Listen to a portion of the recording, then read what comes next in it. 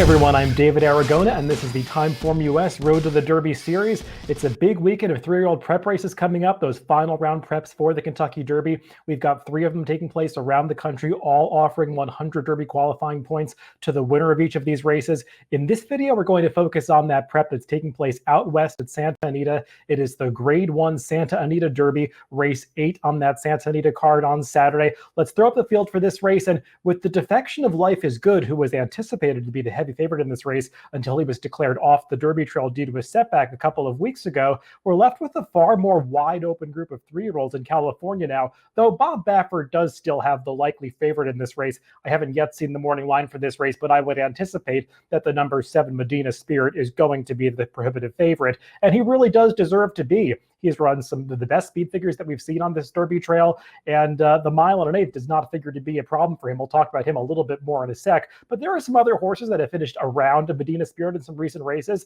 that deserve another shot in here, like the 1 Roman Centurion, the 2 Dream Shake, who's very promising, and we've got some new shooters in this field, like Rock Your World, a turf horse that's trying dirt for the first time that I know has gained a bit of a following coming into the Santa Anita Derby. Before we get to all of those contenders, though, let's take a look at the TimeformUS pace projector for this race. No characterization favoring any particular running style, not horses on the lead or off the pace, just a pretty even, moderate pace predicted. And you see the horses that are projected to be towards the front end are that favorite, the number 7 Medina Spirit. He is the runner with plenty of tactical speed, so he figures to be forwardly placed. Also the number 4 Parnelli, a long shot in this race. He's been forwardly placed in some prior starts and is getting blinkers on for this race, so you'd imagine that Edwin Maldonado will ride him aggressively. And also the number 9, the Great One, who's been up close to the pace in most of his recent starts. Couldn't quite go with Life is Good Medina Spirit in the San Felipe last time, but he does seem to do his best work on the front end, so it'd be no surprise if his rider Abel Cedillo gets a bit aggressive with him. And we'll see how fast they go up front. Obviously, the horse that's all the way on the left of the screen, the number 1 Roman Centurion, he is the deep closer in this field, so he would need a little bit of hitting up front to have his best chance. Let's move into the contenders, and we'll start with that aforementioned Baffert trainee who does figure to be the favorite in this race, the number 7 Medina Spirit. And I'm a big fan of this horse. I don't think I've made any secret about that. I think I sent out a tweet a few weeks ago saying that he's the most underrated 3-year-old on this entire Kentucky Derby trail because he's just kind of been under the radar, flying in the shadow of some horses that are also in the Bob Baffert barn who have garnered far more attention. First, it was Life is Good, who is considered to be the top threat in that barn. Now Concert Tour, who's really the top dog in Bob Baffert's stable among the 3-year-olds. He's kind of overshadowing Medina Spirit as well, but I don't think anybody should be overshadowing this horse because he's run well in all 4 career starts. His only 2 losses have come to that stablemate Life is Good, who's now off the Kentucky Derby trail. Let's take a look at the replay of his race 2 back when he won the Robert B. Lewis, and this arguably was the best race that Medina Spirit has run so far because the early pace was extremely fast. All the horses that were challenging him were just backing up through the stretch, and he got a real challenge from Roman Centurion, who got a perfect trip, as well as Hot Rod Charlie was coming from off the pace, and Medina Spirit at mid-stretch looked like he might get swallowed up by those horses and finish third, but he gamely battles back on the inside to tenaciously hold on and win this race. I just thought that's the kind of attributes that you want to see a Derby winner have. That real fight, the stamina to win after setting a fast pace. So I really like that effort. Some might be disappointed by his last race in the San Felipe when he was really no match for Life is Good. Obviously, Life is Good ran off the screen that day, and it's sad to see him off the Kentucky Derby trail, given the natural ability that he showed. But watching that race, I think it's fair to say, and this is no knock against the connections, it's just the reality of things, that John Velasquez was probably riding him for second that day. I don't know if those were instructions or just a tactical decision that he made, that his best chance to finish second was probably not to challenge Life is Good, because Medina Spirit was taken under a long hold early, never really asked to go after that horse. But I still think he finished up pretty gamely to turn away Dream Shake for second in that race. And if he can continue improving with added ground, as I expect him to do, given his pedigree and just his big, long striding stature, I think Medina Spirit's going to be really tough to beat in this race. And I see no reason to pick against him. I think he's likely to win here and move on to the Kentucky Derby as one of the major contenders. But there are some horses that could give him a challenge in this race. One of those is the horse that I was just talking about, the number 2 Dream Shake, who ran pretty well last time in his stakes debut, the San Felipe. He was third behind Life is Good and Medina Spirit, and it's really no disgrace losing to those two Bob Baffert trainees. Remember, this horse had shown a ton of ability when he made his career debut. A big surprise that day, winning at 20-1, but he ran a very fast 118 TimeformUS speed figure, and it's a pretty daunting ask to make a horse go from 6.5 furlongs out to a mile and a 16th in his second career start. We'll take a look at the stretch run of that race, and as I said, no match for those Bob Baffert runners, but he was in position to be in the money at the top of the stretch. He got the distance here, just got a little bit leg weary in the late stages after chasing that formidable leader, Life is Good, all the way around the track. I thought this was a good effort from Dream Shake, and he backed up that debut speed figure by just regressing slightly to a 114. That's a number that makes him a major player in really any Derby prep that's taking place around the country, given the current landscape of this three-year-old division. I just question whether it's going to be a little bit too much too soon for him to take that step forward and turn the tables on Medina Spirit. The other runner just has a bit more seasoning for this race, and I trust him a little more to get the mile and an eighth distance. But this horse has shown a lot of talent in just two career starts, so I would not underestimate him. He's in the mix in this race for sure. Another horse that's coming out of those two preps that we've seen at Santa Anita, the Lewis and the San Felipe, is the number 1 Roman Centauri. And as I said, when I was talking about the pace projector, he's the one that really needs some help up front because he's kind of a deep closer. We saw him in those prior two replays I showed, making that big run to be second, turned away by Medina Spirit in the late stages of the Robert B. Lewis. And he was also in the San Felipe, but was never really a factor that day. That race was really dominated towards the front end by Life is Good with not too many horses changing position. He stayed on mildly to be fourth. Wasn't disgraced from a speed figure standpoint. He basically ran his typical number in the high just below 110, getting a 108 that last time.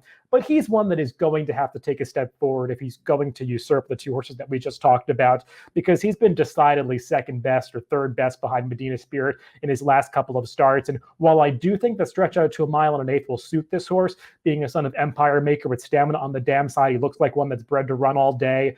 Just not sure if he's ready to take that step forward on this first Saturday in April. Another horse that's coming out of some local prep races is the number 9, the Great One. I mentioned him with regard to the pace projector as a horse that could press the pace here. I've never been the biggest fan of this horse. He ran fine last year to be second to Spielberg in the Los Alamitos Futurity.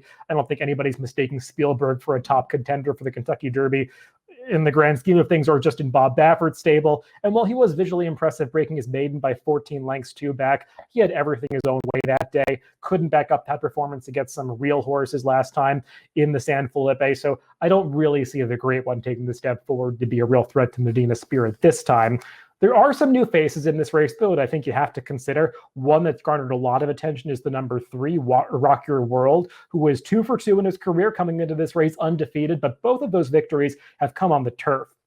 Let's take a look at his last race in the Pasadena, where he got the job done by 2 1/4 lengths. And I thought he ran fine in this race. I know he garnered a lot of attention, given the way he was kind of eased up coming across the wire, but for my money, Umberto Rispoli really had to get after him around the turn or an upper stretch to get him into high gear. And once he does reach top speed, he's going away from this field at the end and looks good doing it to cross the wire. But I don't know. I'm not really seeing this horse as one that's going to be successful trying the dirt for the first time, because when I look at his pedigree, I see that he's by Candy Ride, who's a versatile sire, but is Damn Charm the Maker earned some of her best speed figures on synthetic, where she had all of her victories, and the turf. This horse is a full brother to She's Our Charm, who is a stakes quality runner, but has had all of her success on the turf. Going into the second generation, his second dam was strictly a turf horse. So I'm just not seeing the dirt in this horse's pedigree, and I'll be somewhat surprised if he's able to take a step forward trying a new surface for the first time. A couple other horses that you might want to consider that are up-and-comers in this race are a couple of recent maiden winners. One of those is the number 8 Law Professor for Mike McCarthy. Let's take a look at his maiden victory last time. He was 20-1 that day, so a bit of a surprise that he got the job done. But he was beating a pretty good horse in Harbored Memories, who had previously shown some ability in his previous starts. Stretching out to the mile for the first time clearly suited Law Professor, but Mike McCarthy is not a guy that has great stats off maiden wins, and he's asking a lot of this horse to step all the way up in class to a grade 1 Derby prep out of this victory. I think he showed some ability here, but just a lot of obstacles for this horse. Don't get me wrong, he'll be a price in this race. I just preferred some others. One of the horses that I would go to instead coming out of a maiden victory, perhaps, is the number 10 Defunded for Bob Baffert. Now, he's stretching out for the first time, having only gone as far as 6 furlongs in his career, and going from 6 furlongs all the way out to a mile and an eighth in just your third career start and second off a layoff is pretty demanding, and I don't view this horse as a win candidate by any means. But looking at some horses that might be able to round out exotics like trifectas underneath, I think this is one you might want to take a look at, because if we watch his maiden victory last time, I was pretty impressed with this effort. You see, he's in some traffic coming off the far turn here as they get into the stretch. He bumps his way out a little bit in the lane, but once Joel Rosario swings him into the clear, he really closes down this field with some power coming through the lane. And through the final eighth of a mile, he's going away at the end like he's going to have no trouble with added distance. Now, they're adding on a lot of distance in this race to go out to 1.1 miles, but he's by Dialed In, who is a sire who definitely gets route performers. He's half to a horse named Looking at Roses, who could go route distance, was really a specialist going longer distances around 2 turns.